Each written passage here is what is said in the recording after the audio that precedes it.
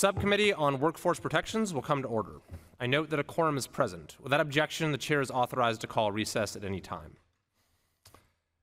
Since the evil, horrifying October 7th attack by Hamas terrorists on Israeli men, women, and children, America has witnessed a deeply disturbing rise in anti-Semitism. Following the attacks, the Anti-Defamation League reported a 388% increase in anti-Semitic incidents. This has continued in the weeks and months since, across different regions of the country and different facets of society, as the heinous events outside a Los Angeles synagogue this last week made painfully clear. Yet it is in one particular setting, at colleges and universities, where the problem has been most troubling.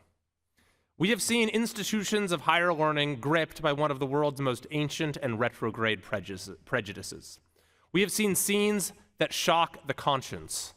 We have heard from students who have lived through an absolute nightmare, who've been targeted, attacked, denied access to campus or buildings, all because of their heritage. We have seen university leaders stand by as this horror played out on their campuses, even in some cases catering to those who promote anti-Semitism and celebrate terrorism. In response, the House Education and the Workforce Committee, under the leadership of Chairwoman Fox, has worked to expose and combat this disgraceful reality. We are using every available tool to protect the safety and civil rights of students, to compel our universities to take immediate action and to undertake systematic reform. Today, the Subcommittee on Workforce Protections will examine another dimension of this crisis: employment-based discrimination in higher education. We will hear about the experience of Jewish faculty and staff at universities that have allowed illegal harassment and discrimination to go unchecked. Universities are often a state's largest employer. In my home state, the University of California system has nearly 200,000 employees, making it the single largest state-based employer in the United States. I take great pride in the University of California system and its world-class schools. While many services in our government are substandard, and while our universities have had their challenges, the UC, CSU, and community college systems have remained tremendous assets to our state. However, the events that we have witnessed on certain campuses in California and across the United States could not be more antithetical to the values of our state and our country. The University of California, Los Angeles, UCLA, is a particularly troubling case. 3 students have now filed a lawsuit against UCLA for violating their rights by allowing the, quote, Jew exclusion zone encampment and related anti-Semitic harassment. Chancellor Jean Block testified before this committee last month regarding the encampment, which was eventually broken up, but the university showed an inability to take decisive action and protect the rights of Jewish students and employees. The chancellor at our hearing refused to even answer questions about whether students had been suspended or faculty disciplined. On May 6th, at the University of California, San Diego, an illegal encampment eventually led to the arrest of 64 individuals, including 40 students. Professor Brian Keating will testify today about how this encampment was anything but peaceful and how it aimed to foment hate against the Jewish people.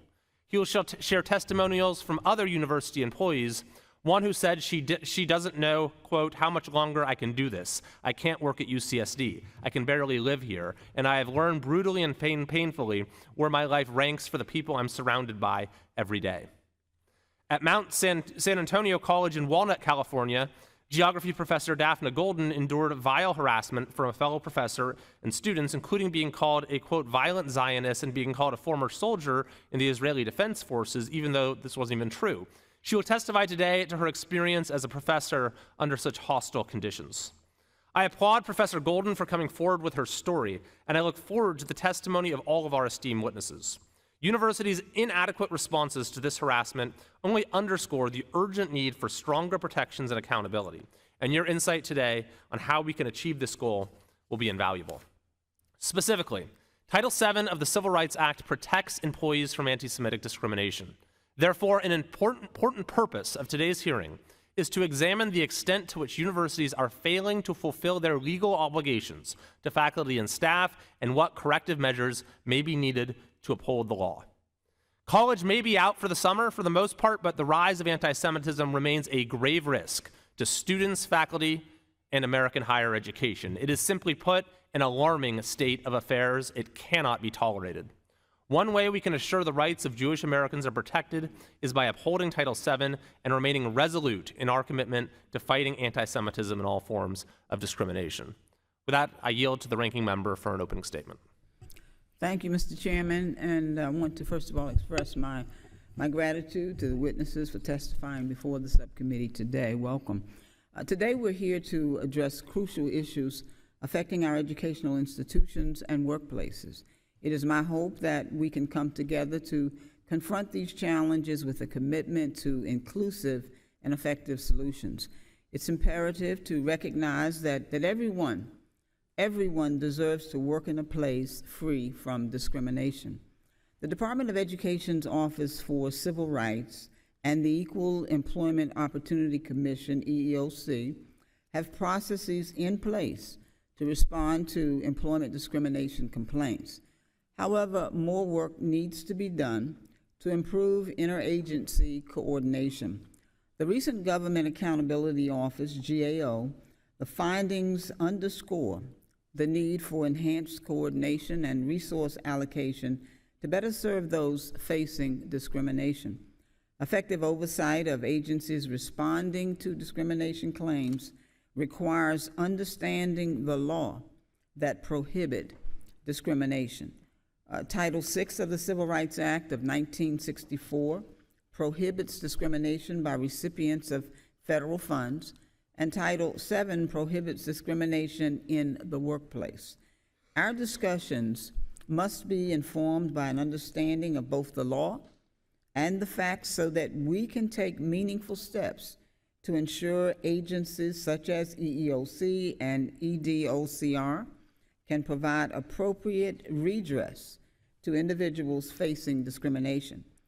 And so at the heart of today's discussion is the intersection of discrimination, including anti-Semitism, and the capacity of our federal agencies' response mechanisms. The Biden administration's national strategy for combating anti-Semitism provides a roadmap for the federal agencies and our nation to comprehensively address these issues.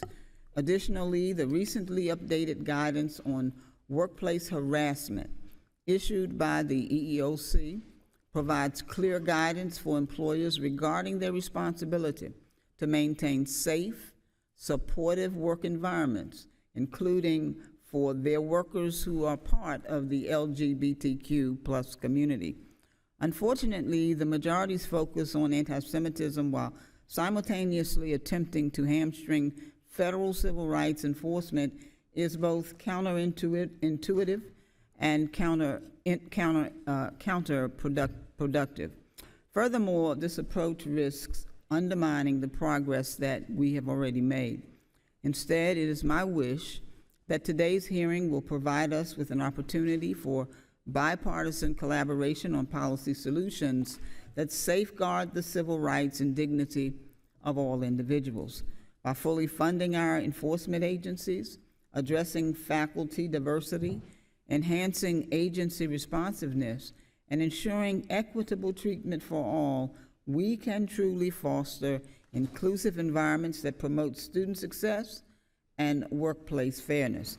And with that, I look forward to productive discussions today and look forward to your testimony. Thank you, Mr. Chairman. I yield back. Pursuant to Committee Rule 8C, all committee members who wish to insert written statements into the record may do so by submitting them to the committee clerk electronically in Microsoft Word format by 5 p.m. after 14 days from the date of this hearing, which is July 10th, 2024. And without objection, the hearing record will remain open for 14 days after the date of this hearing to allow such statements and other extraneous material referenced during the hearing to be submitted for the official hearing record. I note for the subcommittee that some of my colleagues who are not permanent members of this subcommittee may be waiving on for the purpose of today's hearing. I will now turn to the introduction of our distinguished witnesses. Our first witness today is Mr. Mark Rienzi, who is the president and CEO of the Beckett Fund for Religious Liberty, located in Washington, D.C. Our second witness is Professor Brian Keating, who is the Chancellor's Distinguished Professor of Physics at the University of California, San Diego, which is located in La Jolla, California. Our third witness is Ms. Melissa Emery Aris, who is a director in the U.S. Government Accountability Office's Education, Workforce, and Income Security team in Washington, D.C. And our final witness is Professor Daphne Golden, who is a geography professor at Mount San Antonio College in Walnut, California. We thank the witnesses for being here today and look forward to your testimony. Pursuant to committee rules, I would ask that you each limit your oral presentation to a 5-minute summary of your written statement. I would also like to remind the witnesses to be aware of their responsibility to provide accurate information to the subcommittee. I will first recognize Mr. Rienzi. Thank you, Chairman Kiley, Ranking Member Adams, distinguished members of the subcommittee. I'm honored to appear before you today to offer testimony as part of your important efforts to combat anti-Semitism in higher education. Imagine, if you will, the following scenes. A group of individuals holds a demonstration at a main thoroughfare in a public university. They carry anti-Semitic signs and they chant, "Slaughter the Jews." Police officers are present, but they stand idly by as demonstrators intimidate Jewish faculty and Jewish students. A few weeks later, a professor finds a pile of trash at her front door with a piece of paper that says "Loudmouth Jew" and a book cover that prominently features a swastika. Then imagine hundreds of agitators swarming a law school, holding signs and chanting slogans like "There's only one solution" and "Death to Jews." A short time later, unknown individuals put up a statue on campus that traffics in anti-Semitic tropes, with a large pig holding a bag of money alongside a bucket painted with the Star of David. Finally, students and outside activists erect an unauthorized encampment at the heart of campus, outside of important academic buildings and the main undergraduate campus library. Those inside the encampment shout anti-Semitic slurs like "This is the final solution" and "Death to Jews." They draw a Star of David, and then they cross it out. And then they draw the Nazi hate symbol, the swastika. They set up checkpoints to block access. They interrogate students attempting to pass. They issue wristbands to people with approved ideas and views. They deny entry to visibly Jewish students, such as those wearing a Star of David or wearing a kippah. Police officers are present and aware of the situation, but university officials instruct them not to intervene. The university hires outside security staff not to help the Jewish students through the center of campus, but to send them elsewhere unless they can get the approval of the mob chanting "Death to Jews." University officials fail to discipline students engaged in the unlawful conduct and refuse to enforce campus policies against the illegal encampment. Their actions embolden the protesters. Violence predictably ensues. Now, those episodes may sound like they come from Germany in the 1930s, but they don't. They describe real-life events that occurred and have continued to occur at the University of California, Los Angeles over the past 9 months. And they could very well describe events at any number of American universities where similar illegal conduct has happened following Hamas's terrorist attack on October 7th. So what can the federal government and what can federal law do? I'll give you just a brief overview.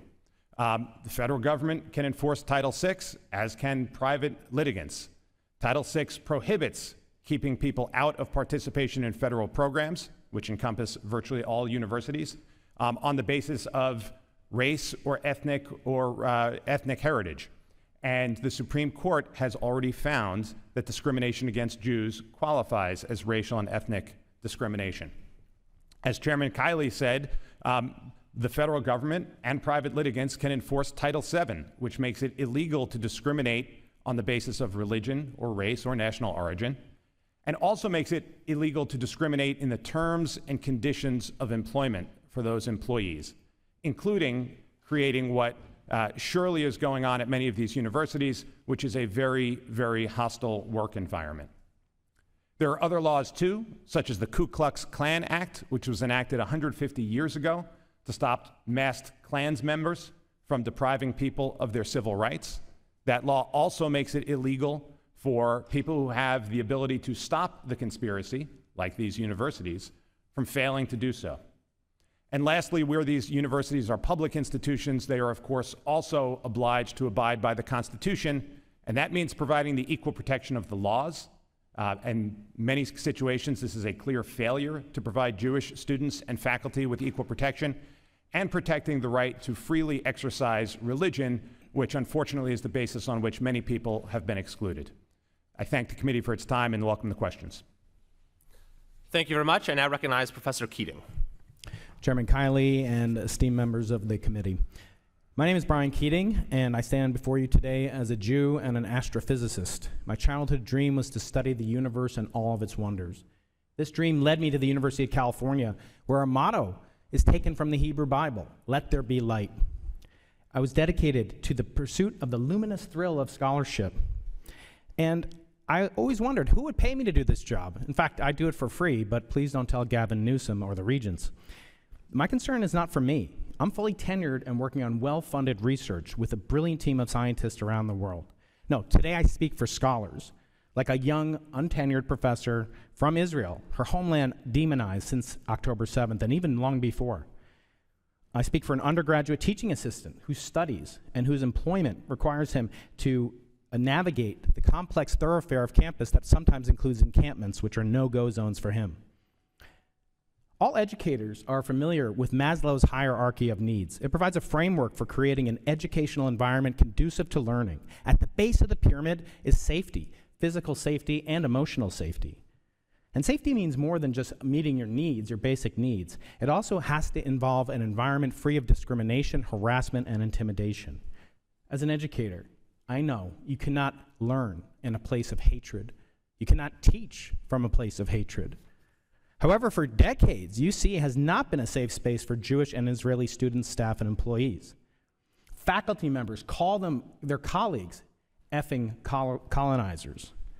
During a tour of a lab and workspace environment where Israelis and Jews are working and pursuing their studies, they are confronted by calls for the elimination of the one Jewish homeland. These faculty call themselves scholars and yet engage in a dishonest and anti-intellectual boycott of the one Jewish state, forbidding members to come to our campus to learn, work, and study based on their religion and national origin. An Israeli undergraduate student, dedicated pre-med who wants to save lives, faces very challenging classes, but also he is ostracized from the very union that's meant to protect him, the United Auto Workers Union, who seems more interested in demonizing his homeland and calling for strikes against the campus. When he attempts to have his voice heard at an academic senate meeting, he sees the ISIS flag waved proudly outside by protesters. A young woman pursuing her doctoral degree receives a letter from her professor, her employer, filled with hateful anti-Israel rhetoric. This letter intimidates her and makes her question her safety within her department. When she seeks refuge over a coffee at the campus student union, she's blocked by an illegal encampment, which is a no-go zone for her as a Jew.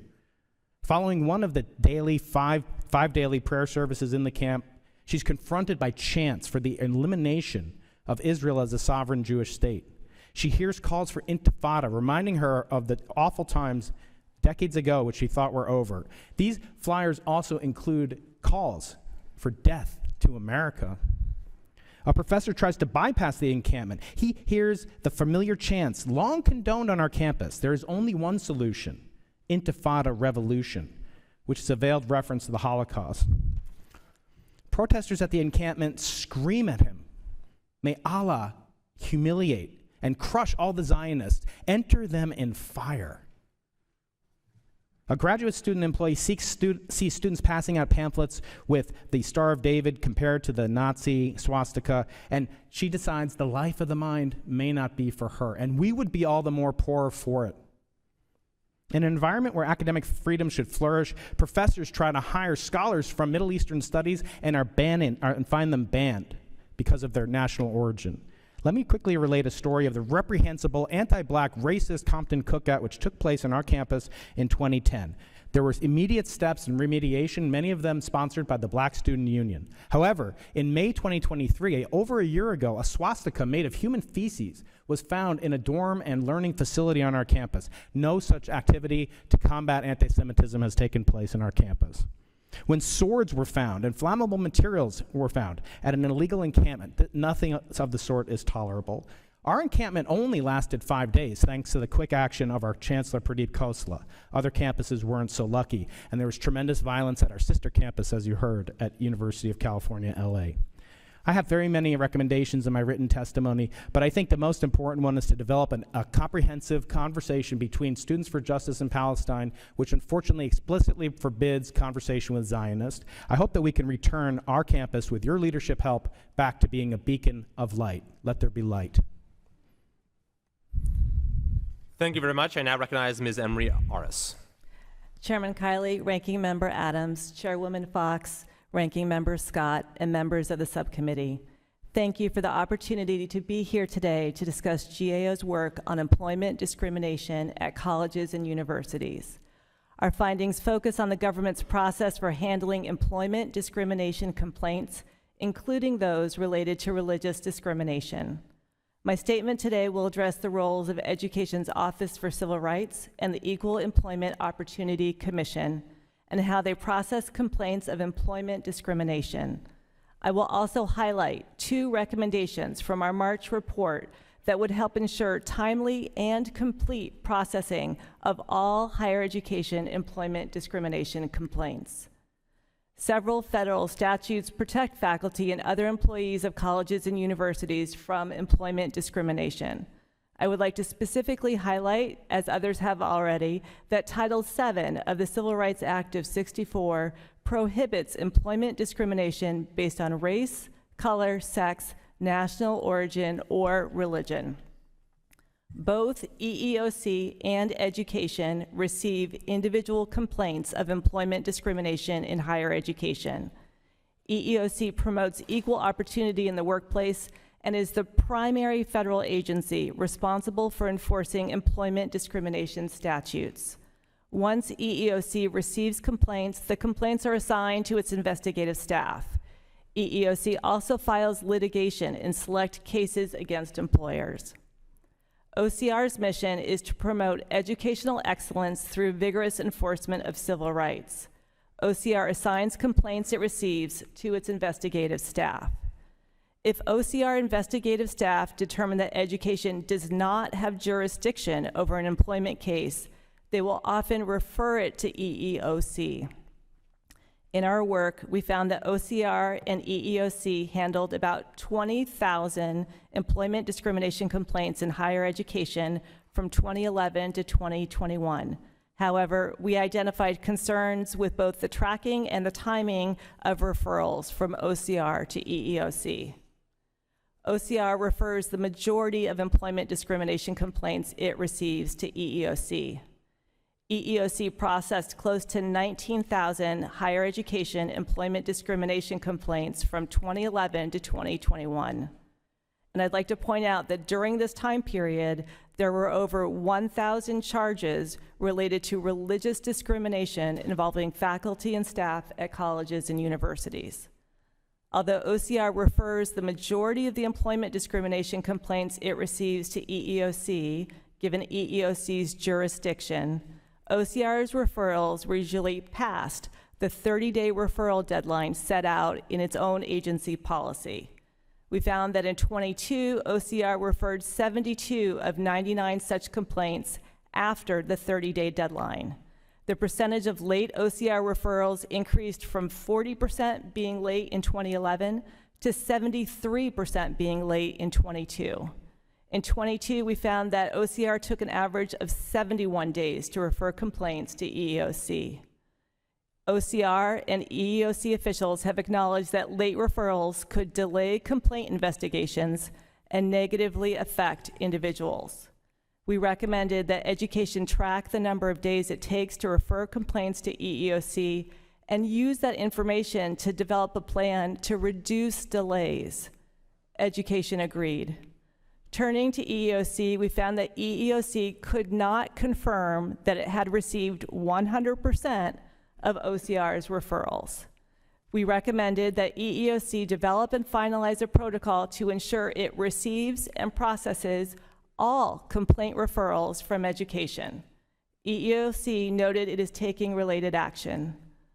Until education and EEOC implement our recommendations, some faculty and staff who have experienced discrimination may continue to experience delays in getting relief from the government.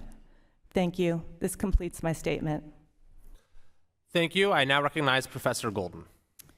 I am here today to share the distressing experiences I have endured at Mount San Antonio College, also known as Mount SAC, as a Jewish professor in the wake of the October 7th terrorist attacks in Israel. I have experienced an anti-Semitic hostile environment at Mount SAC and anti-Semitic discrimination specifically directed at me, which Mount SAC, my employer, has failed to properly remedy or protect me from. The discrimination began when I expressed concerns to the administration regarding a professor's planned screening of an offensive and anti-Semitic film, The Occupation of the American Mind. The film's central thesis is that leaders of major Jewish organizations use their power to control Americans into supporting Israel, and is basically a screen version of the Protocols of the Elders of Zion. The film serves no academic purpose. It is propaganda, pure and simple, better suited for a class as an example of hate speech or anti-Semitism. In response to my objections, and to their credit, the Equity Center withdrew its support for the film. Nonetheless, the professor continues to show this film in his unrelated American history classes. In retaliation for voicing my objections to the film, the professor instigated a campaign of harassment against me by email and by making statements to their classes, falsely labeling me a violent Zionist and former soldier in the IDF, both of which are false, and inciting his students to stand up to me. A Jewish student in the professor's Mexican-American history class documented these actions, including a disturbing incident where the professor mimicked a Nazi salute. Individuals associated with a notorious anti-Semitic organization on campus vandalized the bulletin board outside my office by removing my Israeli flag and pro-Israel articles and replacing them with anti-Israel propaganda, including a flyer with demands to renounce the pro-Zionist, remove the pro-Zionist library display, and declare support for Palestine.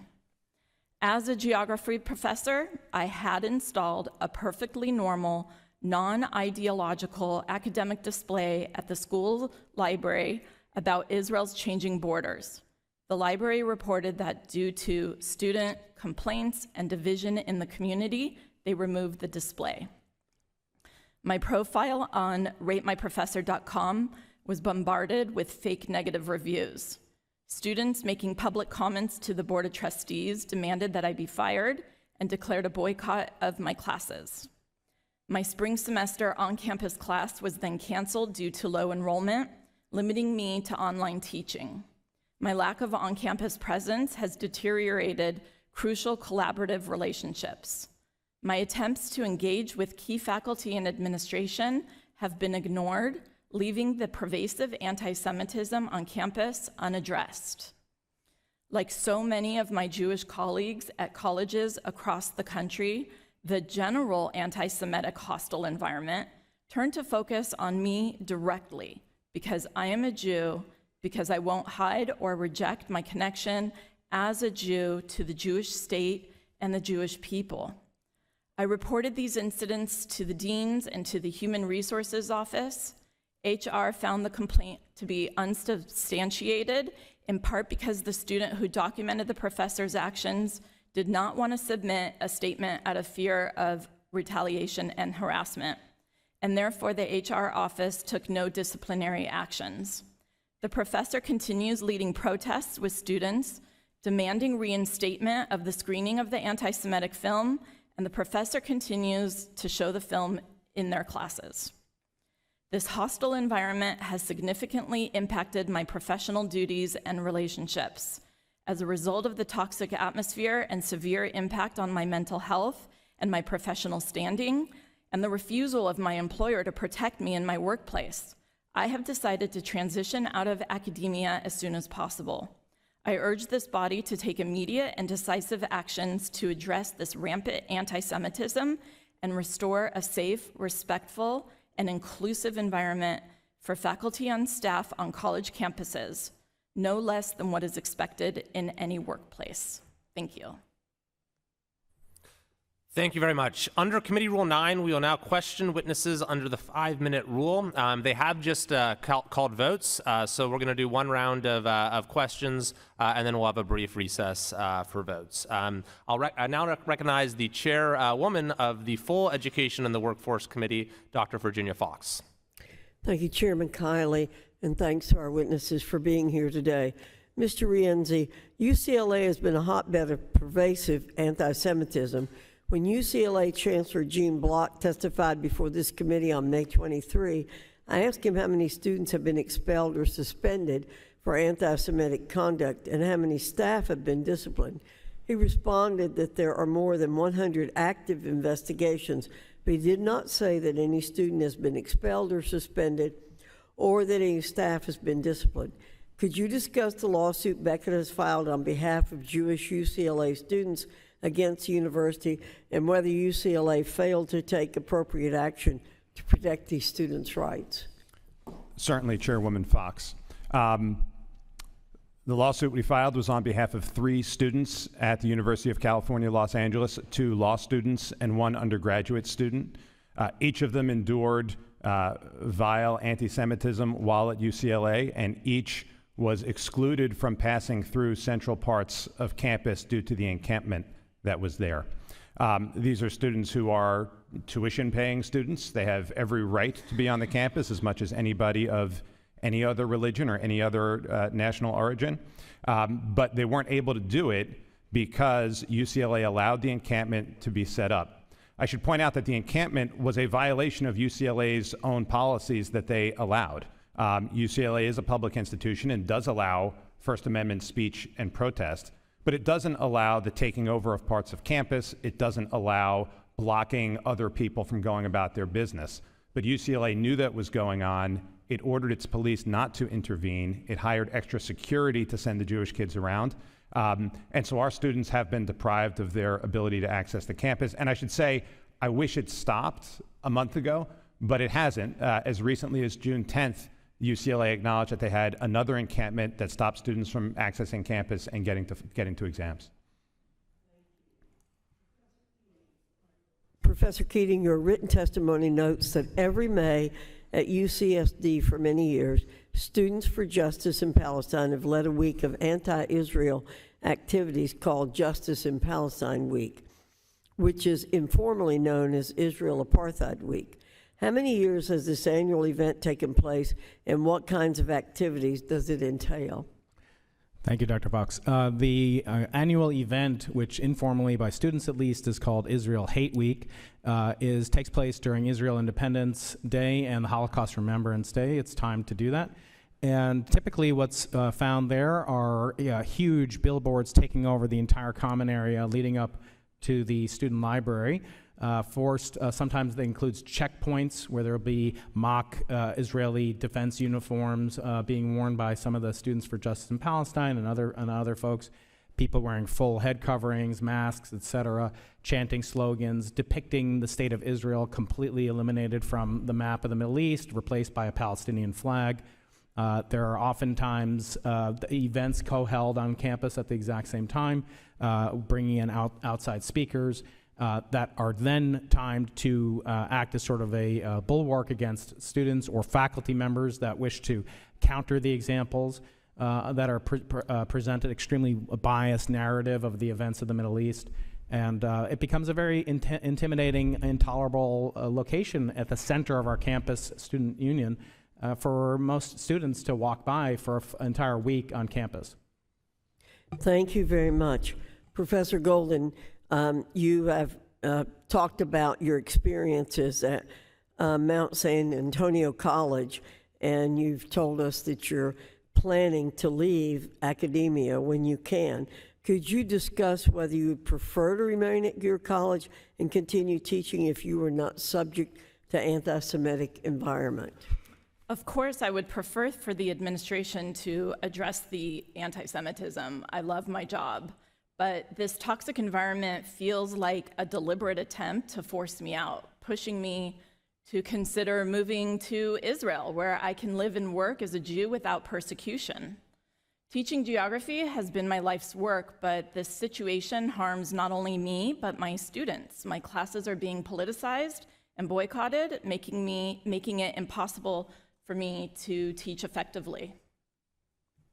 Thank you, Mr. Chairman. And again, thanks to our witnesses. I yield back. Pursuant to the previous order, the chair declares the subcommittee in recess, subject to the call of the chair for votes on the House floor. We will reconvene immediately following the last vote of the series. It looks like it's a short vote series, so we should be back pretty soon. Thank you. The subcommittee stands in recess. I now recognize the ranking member for 5 minutes. Thank you, Mr. Chairman, and again, thank you to the witnesses. I certainly am interested in what we're talking about today. I am a retired 40-year college professor and administrator, so I certainly appreciate what you do, and I have been a part of that. So, Ms. Emery Ayres, if an employee believes that their employer has engaged in discrimination or other unlawful acts against them in violation of Title VII, there are several potential legal claims that they must pursue.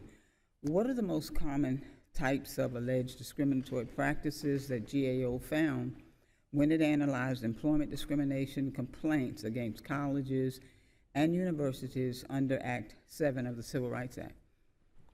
Thank you so much for that question. In our analysis of EEOC discrimination complaint data, this is for all types of cases, we found that losing one's job was a significant issue in many of the complaints, as was the terms and conditions of employment, which could involve being in a discriminatory work environment.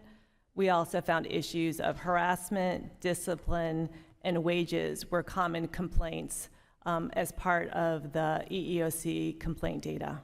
Thank you. So based on GAO's analysis of EEOC data, how does the frequency of religious discrimination charges against higher education institutions compare to other types of discrimination charges? While there were quite a few complaints regarding religious issues, in fact, as I mentioned, over 1,000 charges related to religious discrimination, those were a smaller portion of the complaints compared to other categories. For example, there were close to 7,000 charges related to racial discrimination, and similarly close to 7,000 related to discrimination based on sex. Okay, thank you. So even if an academic institution hires from a diverse applicant pool, retention is just as important in maintaining a diverse workforce. Discrimination may continue to contribute to a professor's decision to leave a position, and we've heard some of that. But based on your review of the issue of faculty diversity and employment discrimination in higher ed, can you talk a little bit about how discrimination and other factors may contribute to a faculty member's decision to leave their position? I think there are certain issues that we found based on our work that could contribute, and you sort of see this in the flip side of what colleges are trying to do to stem the tide on that front and to maintain retention of diverse faculty. Mentoring has been key, according to the colleges that we've interviewed. They think it's important that faculty have early mentoring, that they get mentoring later on for key career stages. It's also helpful for faculty to have a strong work-life balance and to feel supported at their colleges. Okay, so are there metrics on record that speak to how something like a person's given name can play a part on whether they're discriminated against or not when they're seeking employment? I'm sorry, can you repeat the question? Well, would a person's name, given name, or any other factors play a part whether they're discriminated against?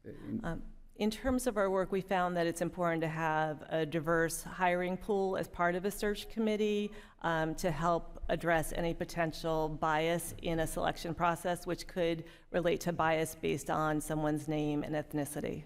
Okay. So GAO's report highlighted untimely referrals of complaints alleging employment discrimination at institutions and so forth. So how might the delays in referrals to EEOC impact individual complaints and EEOC's work to address employment discrimination at institutions of higher ed? The delays would affect things on several levels. On one level, complaints are being investigated just frankly later, so the case would be less fresh for EEOC to investigate. In addition, individuals who are experiencing discrimination could continue to experience discrimination during those delays. That could mean that they could continue to be working in a hostile work environment. They could continue to go without pay from promotions or from positions and suffer financially during that period. Yes, you know, the information that I have indicate that the delays have only increased in the last 10 years, with 73% of referrals from OCR to EEOC. But I just want to add that we know that you've taken a 25% cut, and those things impact. Now, Mr. Chairman, I'd like to enter into the record two articles, one from the Jewish Insider and a letter from 91 civil rights groups. Without objection. And with that, Mr. Chair, I yield back. The representative from New York, Ms. Stefanik, is recognized for 5 minutes. Thank you, Chairman Kiley. Professor Golden, thank you for being here today. You describe in your written testimony the anti-Semitic harassment that a professor and students have directed towards you and how it has caused you to want to leave academia. Could you describe the overall atmosphere that Jewish faculty and Jewish students are facing at your college, and specifically, what was the college administration's response to those anti-Semitic incidents directed specifically to you?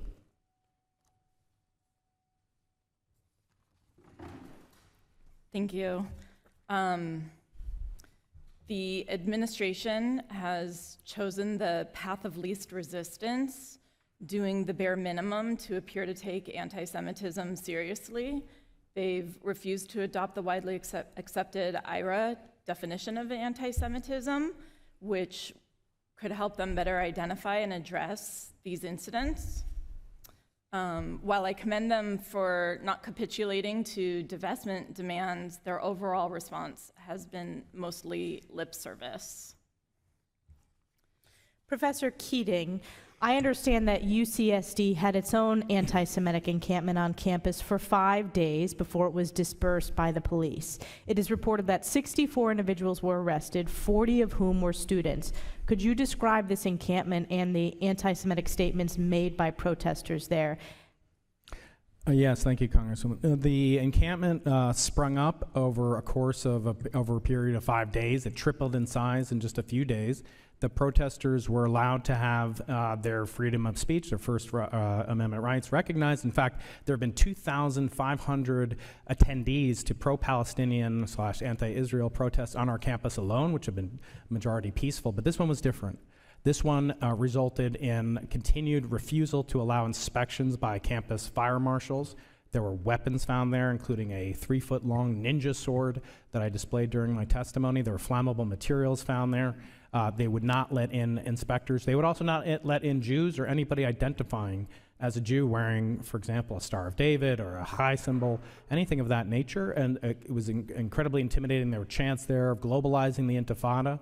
There were leaflets passed out by the Revolutionary Socialist of America that said that freedom for Palestine means death to America, as I displayed in my oral testimony as well. So this was an incredibly hostile environment, not just for Jews, but for Americans and students who wanted to just have a peaceful day to go about their lives on campus and study or their employment.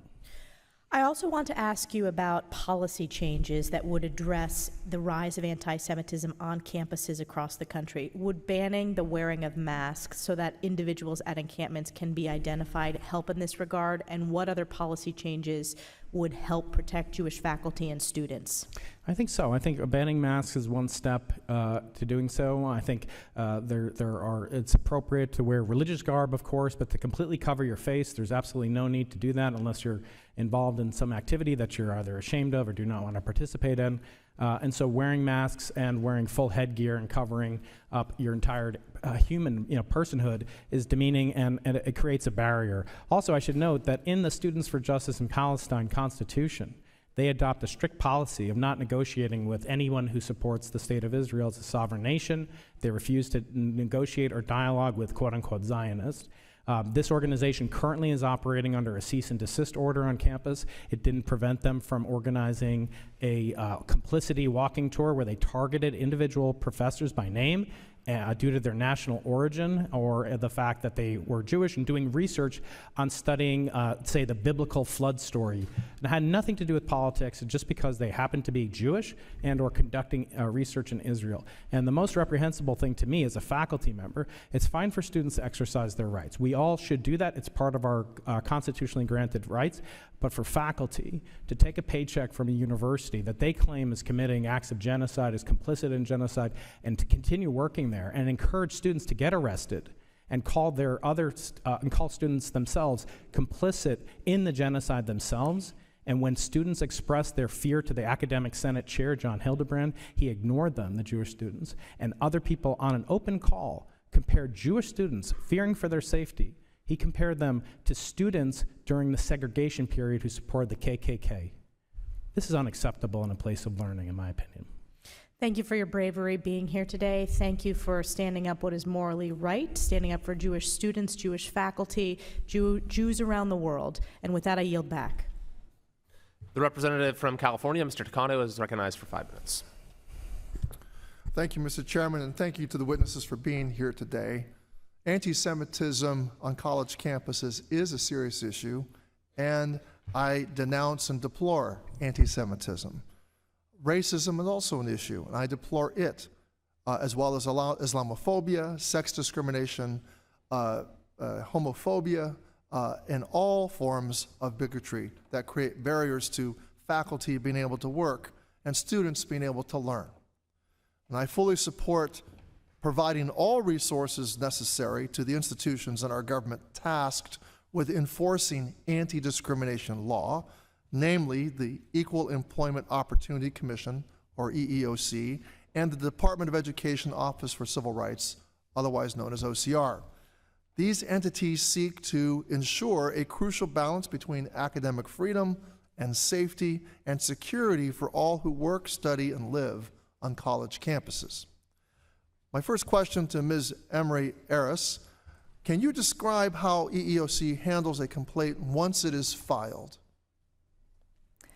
Once it is filed, it is provided to investigators who then examine the complaint to see if it has all the necessary pieces to it, and then they often work towards some kind of settlement with a college to see if that is possible to obtain. If they are unable to do a settlement, they could potentially pursue litigation or a referral for litigation. Is there a general amount of time it takes for a claim to get resolved and disposed of? I wouldn't be able to speak to that for this particular issue. We haven't looked at the number of days for these claims. Okay. In GAO's full March 2024 report, OCR indicated that reduced staffing levels and rising complaints have had a significant impact on making timely referrals of discrimination complaints to EEOC. What relationship does funding and staffing of the OCR have to their expediency or efficiency in processing complaints? Thank you for that. We did hear that OCR has resource constraints, which limits their ability to focus on this issue. They specifically mentioned the rise in the number of complaints, significant rise in number of complaints over time, while also experiencing declines in the number of investigators available to look at those complaints. So we do recognize that in our work. At the same time, we would very much like to make sure that referrals are timely so that people who have experienced discrimination can obtain relief. And we believe that the Department of Education can do more to help ensure timely referrals. Well, that's fair enough, but there is, the resource constraint has had an impact on the timely referral of complaints. Does the March 2024 report take into account the recent surge of complaints to OCR after the October 7th attack? It does not. It covers an earlier time period, sir. So in fact, the October 7th attack impact and the surge of complaints could have worsened the ability for referrals to be done in a timely way. That is correct. So I fail to see how we continue to if we continue to flat fund OCR and make progress in addressing these discrimination issues, how is it that we could the recommendations that the GAO laid out in your 2024 report be aided by Congress? Well, we think it's important for Congress to highlight these issues. We're grateful that you're having this hearing today to focus on this important issue, and we think anything that the Congress can do to hold education and EEOC's feet to the fire to implement our recommendations would be greatly appreciated. Well, the EEOC reported year after year increases in discrimination complaints across several sectors while facing flat funding. The latest Republican-crafted appropriations bill released earlier this week slashes the EEOC's budget by 8%, which is over $68 million less than what was put forth in the administration 2025 proposal. It also flat funded OCR for fiscal year 25, which would result in flat funding for the agency for the third fiscal year in a row. Mr. Rienzi, your testimony suggests that EOC could or should single out claims of anti-Semitism for enforcement. At the same time, Republicans are proposing to cut funding for EOC by $35 million and flat fund OCR for the third year. How do you reconcile your goals and also the ability to advance the agency's work to combat discrimination? I'm not familiar with the EEOC's funding levels either before or after or the impact of those funding levels, but I certainly support EEOC doing its job of pursuing these claims. Well, I wish I had more time, but I need to yield back, and thank you for your testimony. The representative from Missouri, Mr. Burleson, is recognized for 5 minutes. Thank you, Mr. Chairman. Professor Keating, I understand that the local United Auto Workers chapter of the UAW 4811 voted to strike in protest that your university and the police remove the anti-Semitic, anti-Israel protesters and their encampment.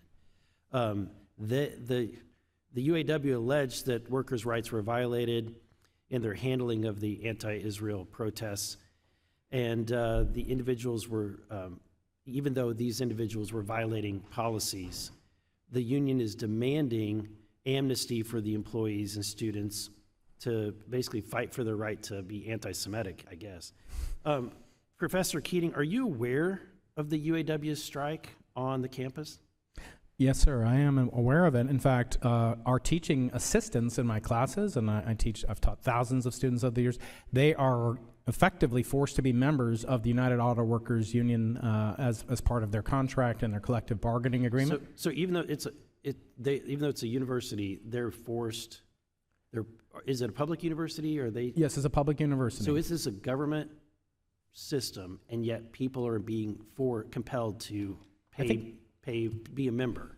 I believe that, I can't speak if they're literally forced to do it. I know that you have to resign, and in fact, many of the graduate student teaching assistants submitted their testimonials to me.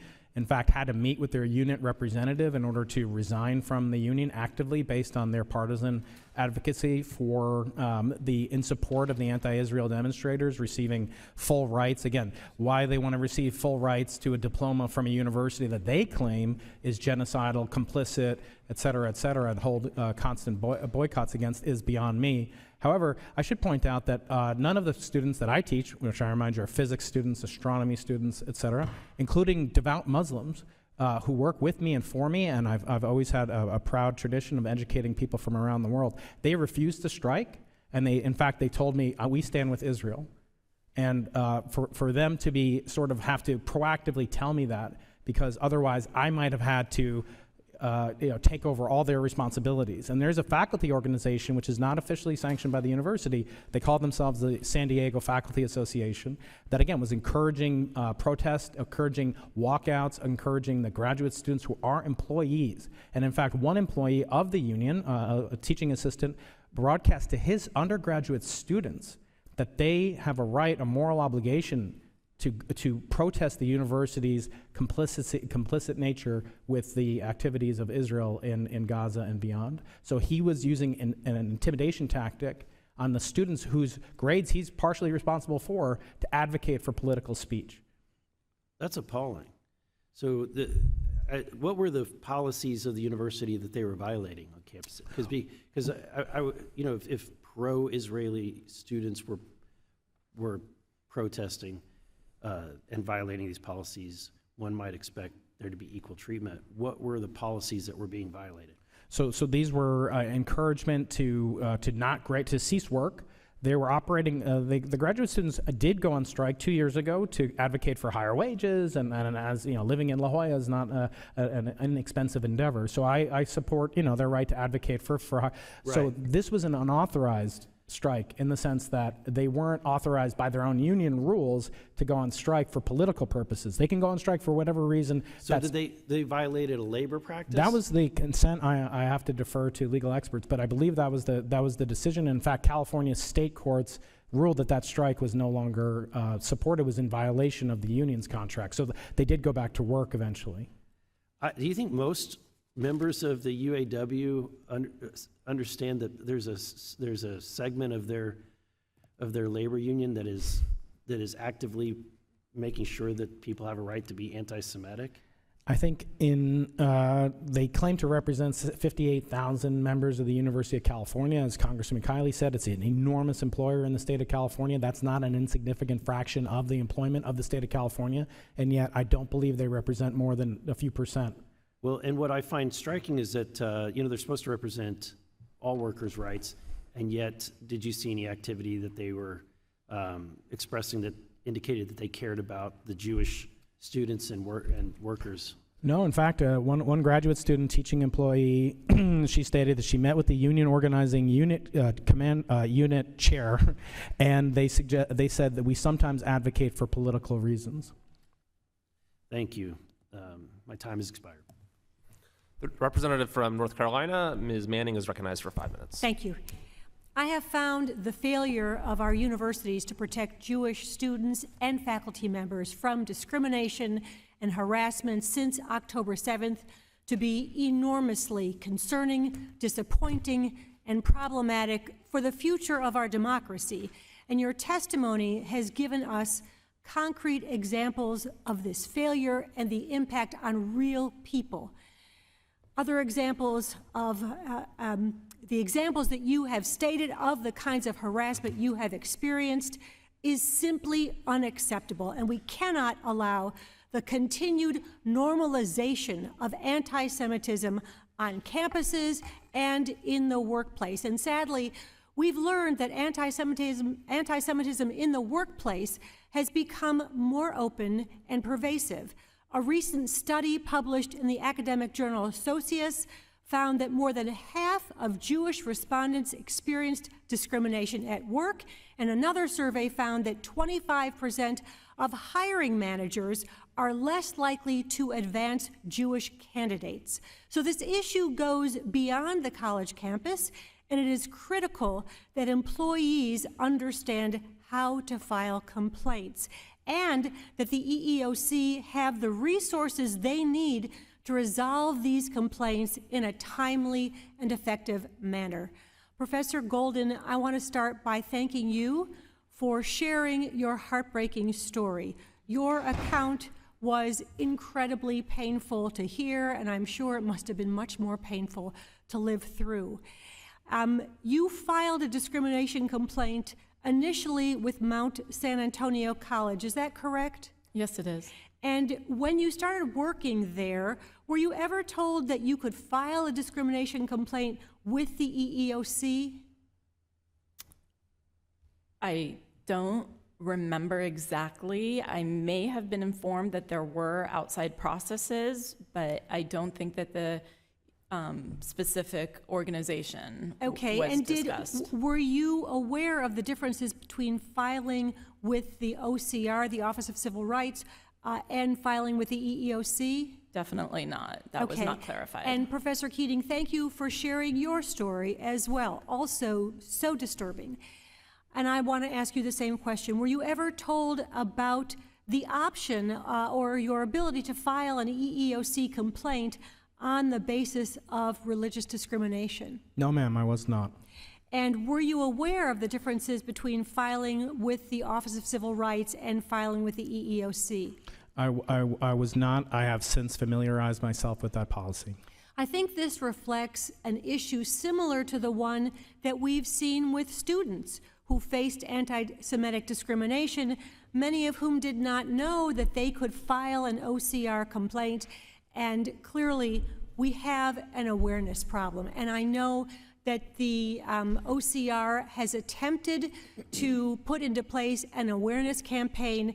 And Ms. Emery Aris, are you aware that any such campaign, awareness campaign, has been put into effect by the EEOC?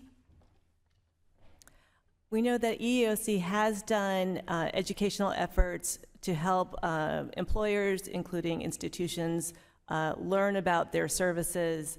And we think this issue of underreporting is a central one.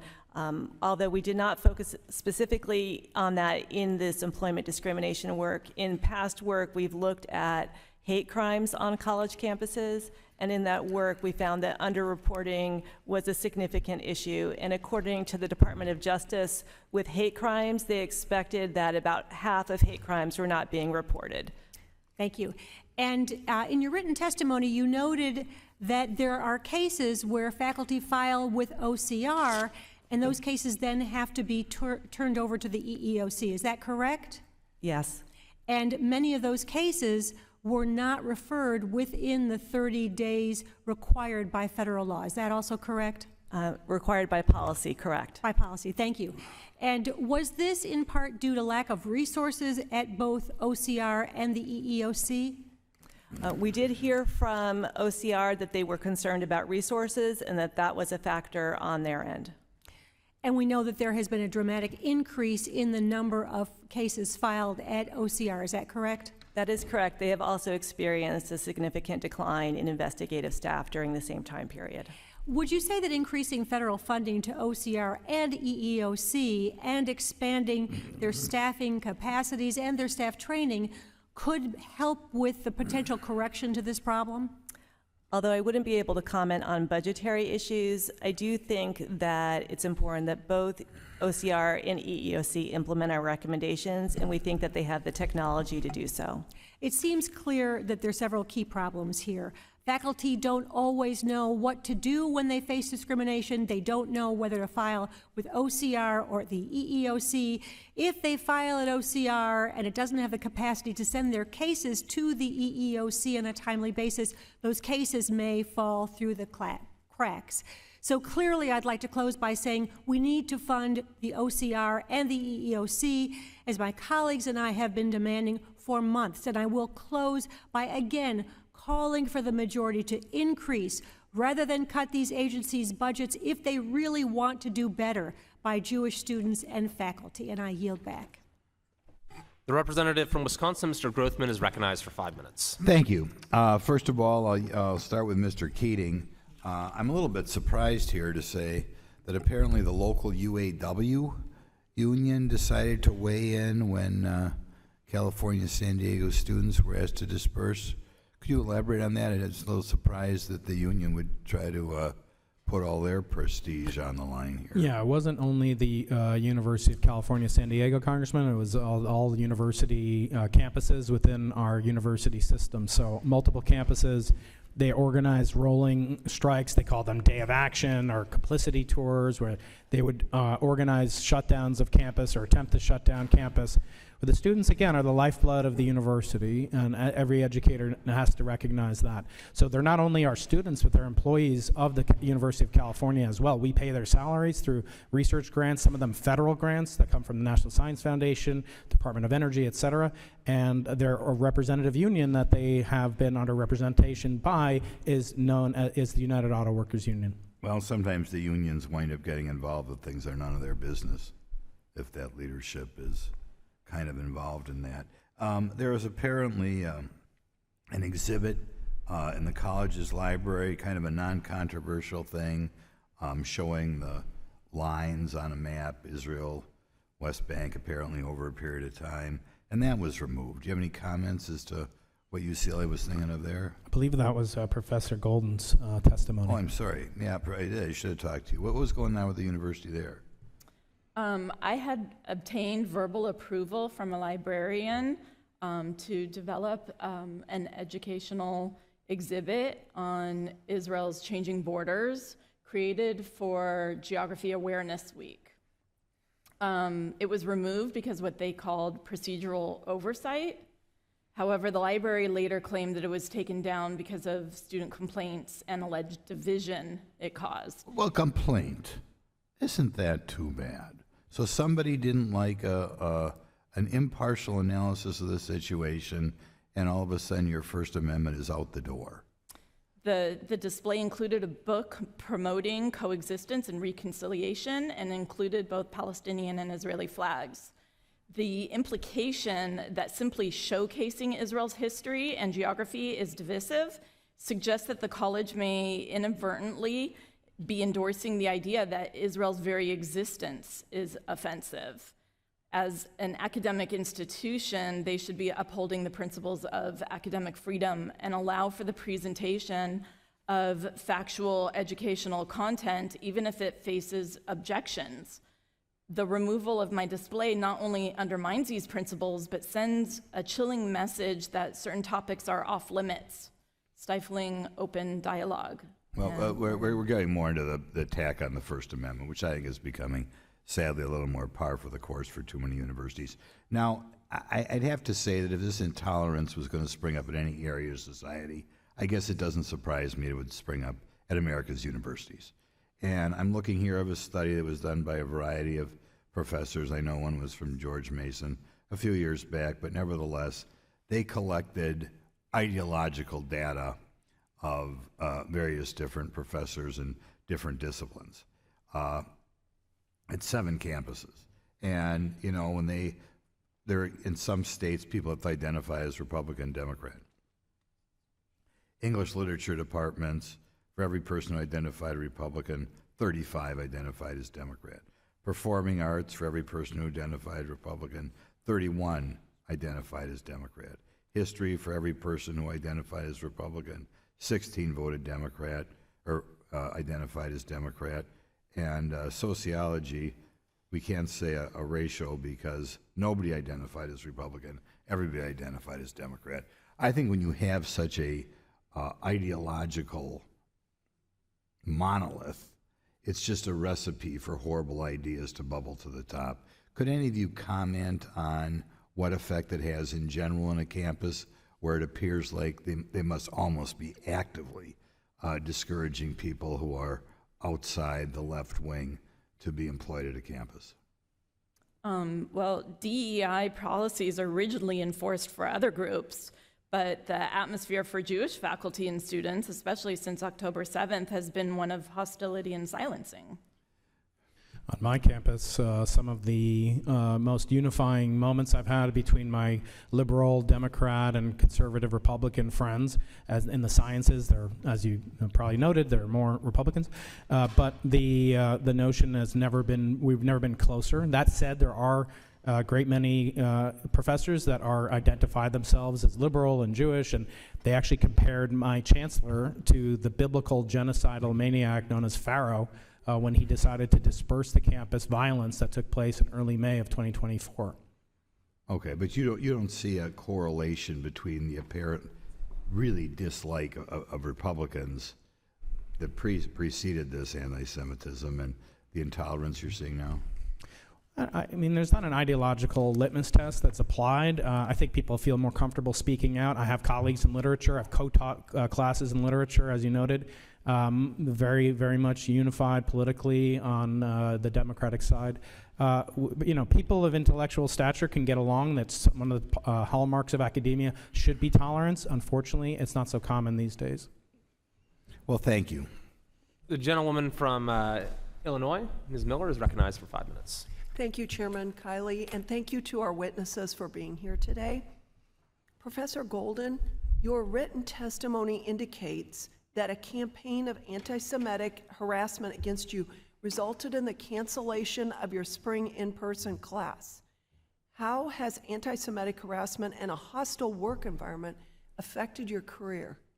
The anti-Semitic harassment has had a profound impact on my career. I went from being deeply engaged and enthusiastic to feeling alienated and counting the days until retirement. While it feels unbearable to continue teaching at Mount SAC, the experiences of other Jewish professors I've connected with suggest that this is a widespread issue. If this pervasive campus anti-Semitism isn't addressed by administrators nationwide, we risk losing talented and brilliant educators from our colleges and universities. It's really a shame, but I do want to thank you for coming forward and giving your testimony. And I would like to say this is all a clear violation of Title VII. Very sad to see. And I yield back the remainder of my time to Chairman Kiley. Thank you very much. Professor Keating, one of the sort of perverse ironies that we have seen in this rise of anti-Semitism on campus is that many of the universities that have been the worst offenders in terms of suppressing free speech and violating the First Amendment on campus are now suddenly claiming the mantle of the First Amendment as a reason to allow what is actually anti-Semitic conduct that is not indeed protected under the First Amendment. Could you give us a little bit of sense of how that double standard or sort of backward state of affairs has played out on your campus? Yeah, it seems to me that freedom of speech is never applied so liberally as it is when it comes to demonizing Jews and anti-Semitic voices on campuses. And unfortunately, this is probably within the purview. We asked and we heard from the other witnesses today about policies, the EOC, and so forth that could be used. But all campuses currently already have principles of community that forbid harassment, discrimination based on any other identifying trait, whether it's religion, national origin, gender status, et cetera, these would be forbidden, and they are. And in fact, as I testified, when there was, long before October 7th, this Justice in Palestine Week has been taking place, it becomes a terrifying place for a young Israeli-American student who's just trying to become a pre-med so she can treat people and help save lives. There is an environment on campus which is almost orgiastic of violence, of hatred towards Jewish people and towards the state of Israel that she has to endure, that others have to endure. And it's well within the purview, in my opinion, I'm not a lawyer, but the opinion that I hold is that it's our principles of community that are continually being violated, including wearing complete head coverings, head-to-toe masks, and chants for the destruction and violence against people based on their national origin. Thank you. And Mr. Rienzi, one of the really disturbing things that we have seen is at some universities, the response to these illegal encampments has been to surrender to them and to accede to the demands of those in the encampments and to sort of institutionalize the anti-Semitic character of them by incorporating it into university policy. You gave us a number of different legal tools that are available for universities and that we as the House might look to. Do you see how any of them might apply to that sort of situation? Yes. So where the universities fail to stop and actively facilitate this type of discrimination, they are in violation of many federal laws. They're violating Title VI, they're violating the Ku Klux Klan Act, they're violating the constitutional rights of the Jewish students who have a right to exercise their religion, to appear as Jews, to consider themselves part of a Jewish homeland in Israel.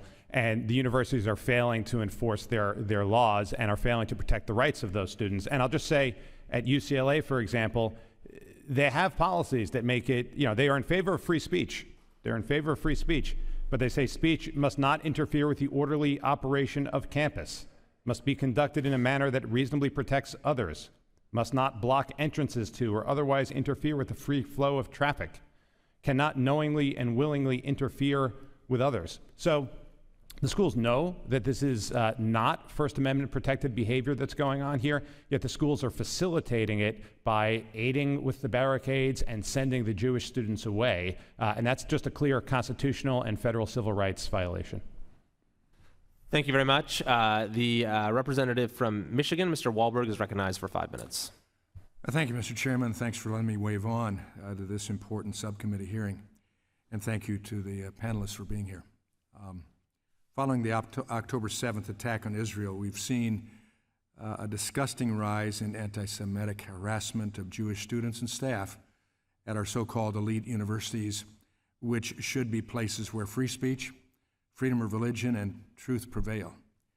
On March 1st, at the University of Virginia Board of Visitors member Bert Ellis attempted to discuss the outbreak of anti-Semitism on campus and across the country, the broader BDS movement, and the need to discuss the harassment of Jewish students. Unfortunately, Mr. Ellis was not permitted to discuss this issue in a public session and was told he would be reprimanded if he pursued the issue by Rector Hardy. Threatening to punish a board member for wanting to discuss the rampant harassment and violence being directed at Jewish students is unacceptable. The university is also facing a lawsuit from a Jewish student who alleges he was assaulted because he's Jewish. The lawsuit also notes professors would offer students extra credit for attending anti-Semitic rallies. Mr. Enzi, you detailed in your written testimony the anti-Semitism UCLA faculty have faced. In your expertise, would retaliating against a faculty or board member, such as the incidents at the University of Virginia, potentially constitute a Title VII violation? Yes, so I'm not familiar with the facts of the University of Virginia case, but as you describe it, both Title VII and the First Amendment have been enforced by the federal courts to not only, so let's start with Title VII, to not only protect people from illegal discrimination in their employment, but to also protect people from retaliation for pointing out Title VII violations. So both under Title VII and under the First Amendment, I would think you could have a retaliation claim if someone is punished or restricted for pointing out those violations. And may I just say, you know, again, I don't know the facts of Virginia, but I do think it's incumbent on people who hold jobs like board members of these prominent universities. They have obligations to run the university in a lawful way, particularly at a public university. And so it seems to me it's entirely consistent with their obligations to look into these things. Yeah, you would think. Mr. Enzi, UCLA is only one among dozens, if not hundreds, of colleges and their campuses that have been host to anti-Semitic protests since the October 7th Hamas attack on Israel. What responsibilities do colleges and universities have toward Jewish faculty and staff under Title VII of the Civil Rights Act?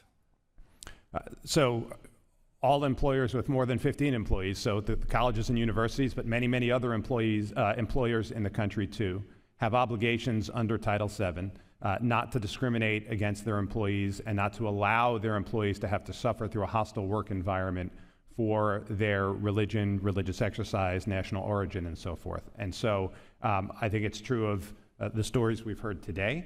I think it's true for faculty and staff at UCLA, and I'm sure it's true for faculty and staff at many other places, that their employers are failing. They are violating federal civil rights law when they allow the Jewish employees to have to endure day after day going to a workplace where people are saying death to the Jews, death to Israel, you know, beat that effing Jew, which was a common refrain on UCLA's campus.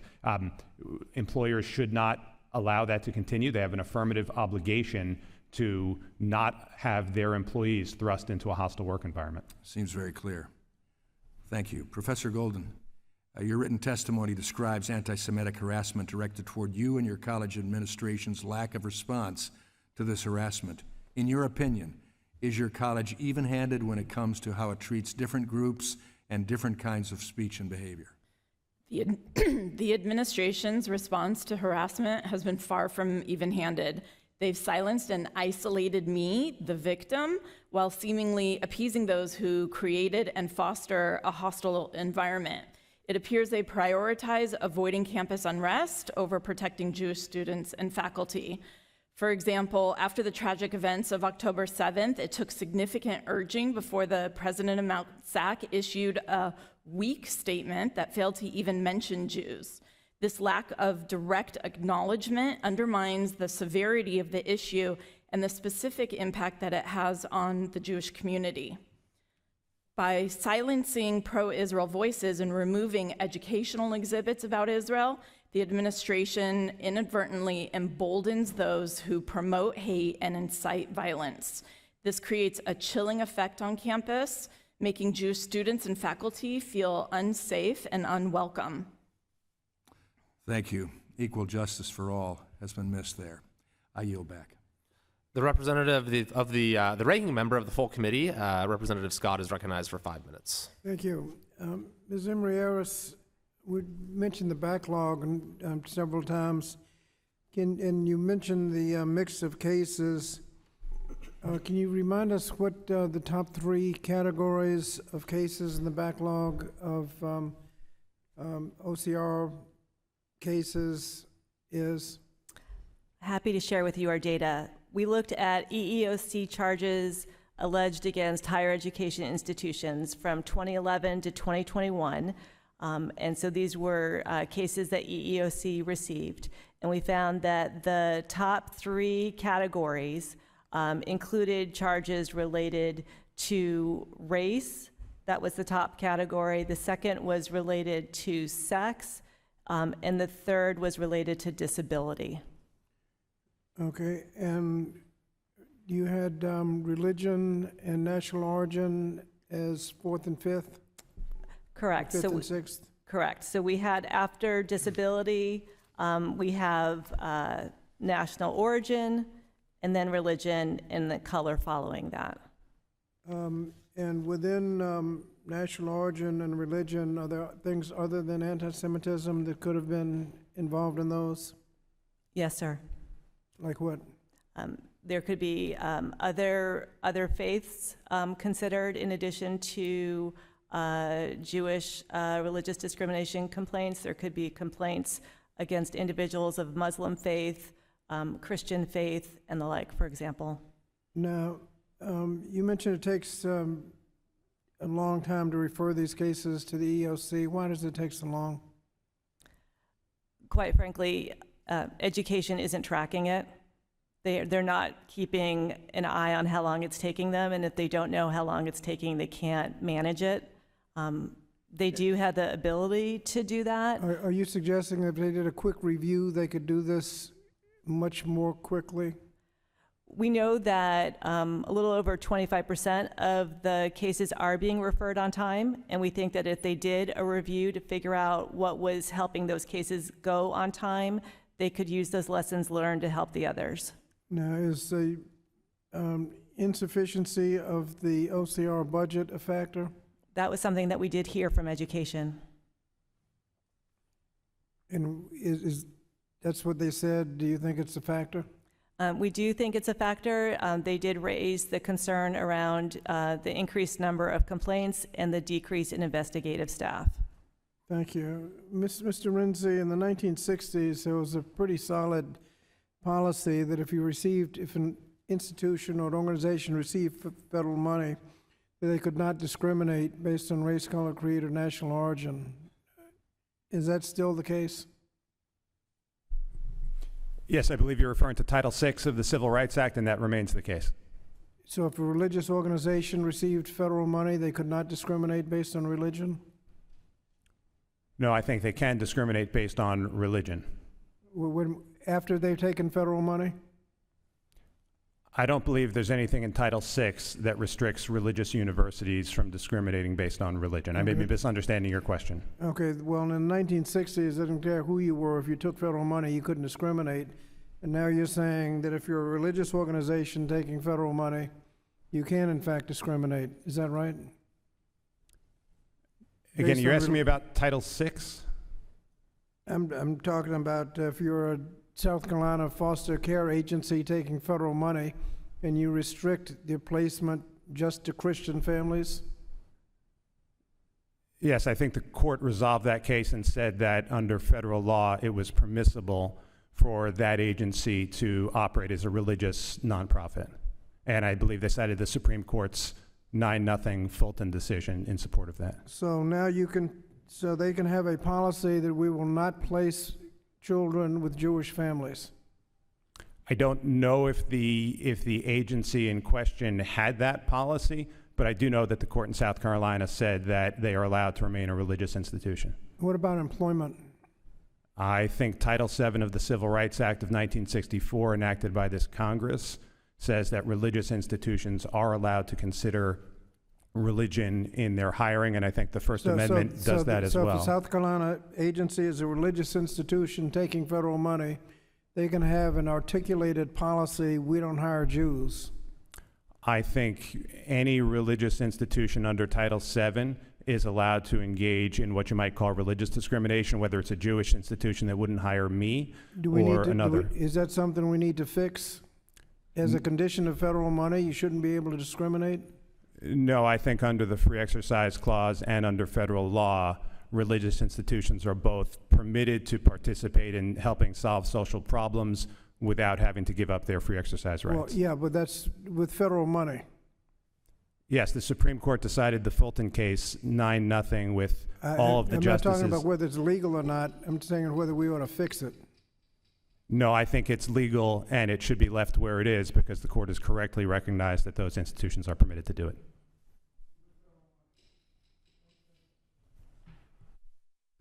I now recognize myself for 5 minutes.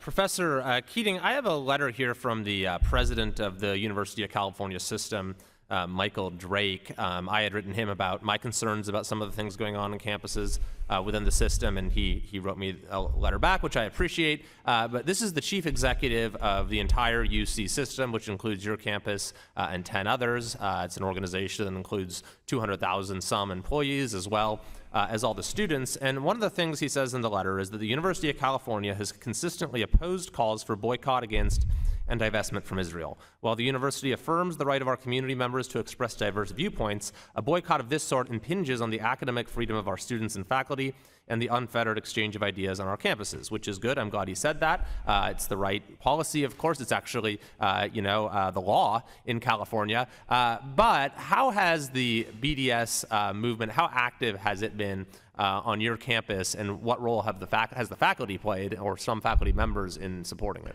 Yeah, unfortunately, it's been incredibly active, and they do tend to exercise, as I said, every year at the coincident with Israel's Independence Day and with Holocaust Remembrance Day, this Justice in Palestine Week, which many students have told me they call Israel Apartheid Week or Hate Israel Week. It's an event that just last year, May 2023, 7 months before the October 7th terrorist attacks, found on a campus dorm a swastika made of human feces, where Jews live and work. It's a combined use facility. At that time, there were also events at our sister campus, University of California, Santa Cruz, which were both anti-Semitic and homophobic. Again, we hear words from Dr. Drake about how we take this seriously, and there will be panels. This is over a year. To my knowledge, no substantive changes have taken place. Is it a coincidence that it takes place, coincident with this event that's held annually? I can't say for sure, but it certainly predates October 7th. And so after October 7th, he did commission a panel, which apparently has a budget of over $7 million, which had a combined mission to combat anti-Semitism and Islamophobia. So we haven't seen, at least at my campus, in my personal eyewitness, I have not seen any repercussions from it. And in fact, as I mentioned, dialogue is often discouraged by people that support the academic and cultural boycott of the one single Jewish state. Extremely troubling. You also mentioned earlier that the dean of the faculty refused to meet with Jewish students, even as he readily met with representatives of other groups. Can you tell us a little more about that? Yes, sir. That was the chair of the Academic Senate, John Hildebrand, who is the responsibility for effectively running meetings and having panels brought in, but not to advocate political causes or things of that nature. He did knowingly meet with Students for Justice in Palestine before they were issued a cease and desist order for violation of campus policies. And he refused on 5 separate occasions that I've documented in my written testimony to meet with any Jewish students, citing lack of time, and he blew them off, in my opinion, referring them to lesser campus procedural violations, even though they were expressing their heartfelt pain and suffering emotionally, sometimes feeling physically threatened. And he is responsible, for faculty governance. We have a shared governance model on our campus, and he did refuse to meet with very many stakeholders, including Jewish professors such as myself and others, outside of very limited circumstances. And this gentleman is still the chair of the Academic Senate? He will be replaced in the upcoming academic year. Okay. I want to ask a final question, and anyone on one of the witnesses can weigh in on this if you'd like, which is that let's imagine that, when school resumes in most places in the fall, you see these unlawful encampments, which are still actually operating in some places, but on your campuses or in any particular campus, they come back in full force along the lines of what we saw at UCLA, we saw at UC San Diego, or at least they start to form. What action would you recommend that the leaders of those universities takes? We've seen a menu of options for how these things have been handled. Some have allowed them to grow and grow and grow until they become unmanageable. Some have given in to the demands of those leading the encampments. Others have simply enforced the law and campus policies in an even-handed manner and dealt with the issue in short order. So which of these options might you recommend to a university leader? And maybe we can start with you, Mr. Rienzi, and go down the panel for whoever would like to answer. Yeah, happy to address it, and it's the right question because fall is coming soon and students need to be able to safely return to campus. I think what the universities really need to do is aggressively stop the encampments from starting. So somebody comes and sets up tents, the first move is you just remove the tents. You do not allow a group to take over a section of campus. You do not allow them to stay there and stop others from entering. I think the key aspect of the mistake at a lot of these schools has been to allow the problem to fester, allow it to grow, allow it to get reinforced. And when you do that to a group of people chanting death to Jews or beat that effing Jew, what inevitably happens is that the Jews get excluded from parts of campus, and the universities have an obligation to make sure that doesn't happen. And I'll just speak as to our lawsuit. Our clients are very concerned. They have to return to campus in just under 2 months from now, and UCLA still does not seem to be able to stop the encampment, or really to muster the will to do it, and they need to be told by a federal court or otherwise to do that.